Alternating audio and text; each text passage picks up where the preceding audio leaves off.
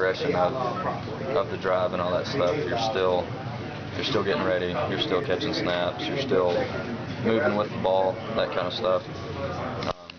I mean, every time we had the ball, I was always ready, whether it was a second or a third down. And then we'd bust a big play and cool off for a minute, you know.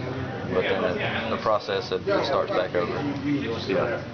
But was it weird when you got to the end of the game and realized, wait a minute, I mean, the other guy didn't punt at all? Right. That's a rare occasion, for sure.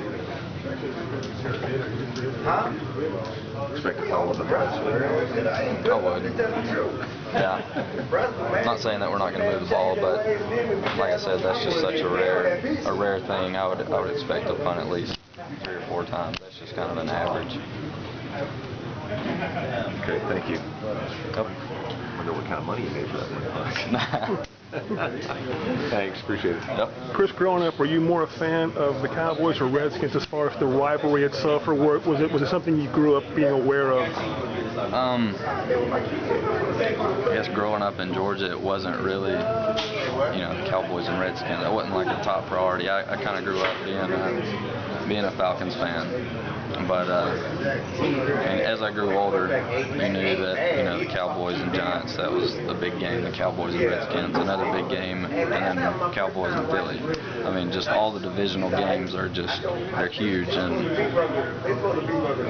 it's a big rivalry. Now I see it. When I was closer to your age, I was at the game where Mick Luckhurst had a game-winning kick against the Rams, 1984. This week, in fact, 30-28. Was he someone that you looked up to as a kicker? Perfecting your game growing up, or John James, Jeff James, John James, number 6. I know who you're talking about. Can't really say that I looked to a particular guy. It was just kind of trying to take it all in, like everybody in, is trying to take what you can from each person, kind of deal. It wasn't like I focused on this one guy, but I don't really think I ever. Yeah, I don't really think I focused on one for sure. Throughout your time playing football, have you ever had a game like last Sunday where, unlike your situation, we punted once, you ever have a game where you didn't punt at all throughout your high school or college days? That's like I was telling him, not that I can remember. All right, very well. Final question for you, and I thank you for your time, Chris Jones. The last few years when Dallas and Washington have played one another, it seems like field position becomes a factor in the game. Close games, 18-16 2 years ago, the Thanksgiving game last year. When you get to that scenario where you're going to punt the ball and try to put it on a spot in the field, like within the 5, the coffin corner, is that something that you tend to spend a lot of time practicing on?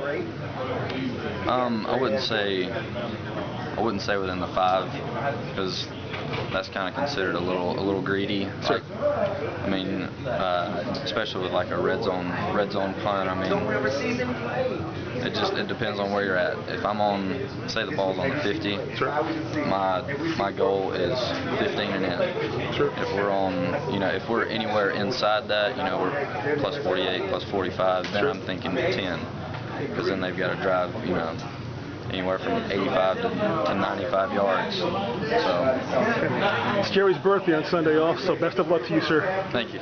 Chris Jones.